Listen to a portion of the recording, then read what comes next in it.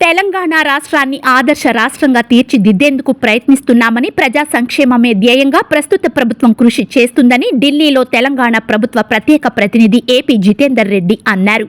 తెలంగాణ ఆవిర్భావ దినోత్సవ సందర్భంగా జోగులాంబ గద్వాల కలెక్టర్ కార్యాలయంలో పతాకావిష్కరణ చేసిన అనంతరం ఆయన మాట్లాడారు. ప్రజా సంక్షేమం కోసం అనేక కొత్త పథకాలను రాష్ట్ర ప్రభుత్వం ప్రవేశపెట్టిందని, దీని ద్వారా ఎంతో మంది నిరుపేదలకు మేలు జరగనుందని జితేందర్ రెడ్డి తెలిపారు. తెలంగాణ ఉద్యమంలో గద్వాల ప్రజల పాత్ర ఎంత ఉందని, విరోచితంగా పోరాడి సొంత రాష్ట్రాన్ని సాధించుకునేందుకు ప్రయత్నించారని ఆయన అన్నారు. రైజింగ్ తెలంగాణ పేరుతో ప్రభుత్వం నూతన పథకాలకు శ్రీకారం చుట్టిందని, దీనివల్ల ఎంతో మందికి లబ్ధి చేకూరాలని ఉందని ఆయన అన్నారు. కాంగ్రెస్ ప్రభుత్వం ప్రజలకు ఇచ్చిన హామీలకు కట్టుబడి పనిచేస్తుందని, ఎవరు ఎన్ని అడ్డంకులు సృష్టించినా రాష్ట్ర అభివృద్ధిని అడ్డుకోలేరని జితేందర్ రెడ్డి అన్నారు. ఇప్పటికే ఇచ్చిన హామీలన్నింటినీ నెరవేర్చి ప్రజల హృదయాల్లో కాంగ్రెస్ పార్టీ సుస్థిర స్థానాన్ని సంపాదించుకుందని, ప్రజలకు భరోసా కల్పిస్తూ ప్రజలకు అండగా నిలబడిందని ఆయన అన్నారు. ఇది ప్రజా ప్రభుత్వమని, ప్రజా సంక్షేమ ధ్యేయంగా పనిచేస్తుందా అన్నారు.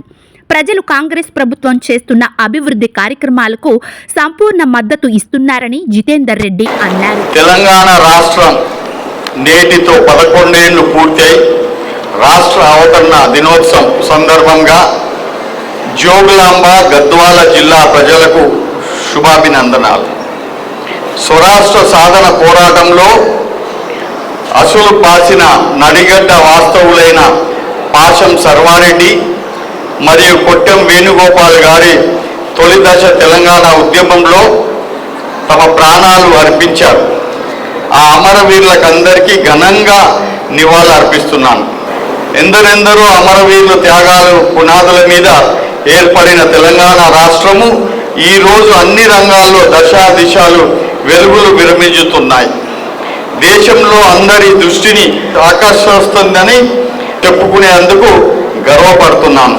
ఈ సందర్భంగా అమరుల కుటుంబాలకు, ఉద్యమకారులకు, స్వరాష్ట్ర సాధన పోరాటంలో పాలు పంచుకున్న చిన్న పెద్దలకు పేరు పేరున వందనాలు. తెలంగాణ రాష్ట్రాన్ని భారతదేశంలోనూ ప్రపంచ స్థాయిలో అగ్రస్థానంలో నిలిపేందుకు గౌరవ ముఖ్యమంత్రి రేవంత్ రెడ్డి నాయకత్వంలో తెలంగాణ రైజింగ్ 2047 విజన్తో ప్రజాప్రభుత్వం ముందుకు పోతుంది.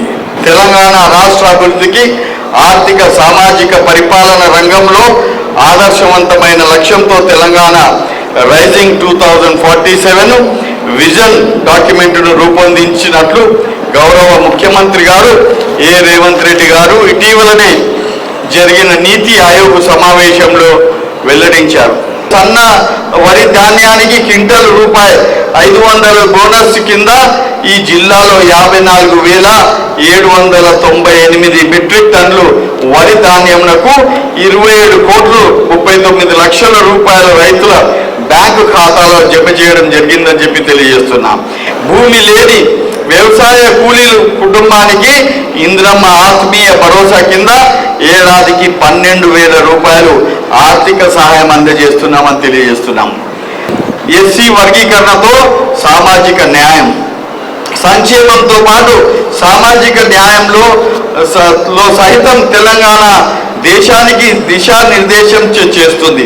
దేశంలో ఎస్సీ వర్గీకరణ చేసిన తొలి రాష్ట్రం తెలంగాణగా ఘనతకెక్కిందని చెప్పి తెలియజేస్తున్నాం. 58 పాఠశాల నిర్మాణం చేపట్టాం. పాఠశాల అభివృద్ధికి విద్యా కమిషన్ ఏర్పాటు చేయడం జరిగింది.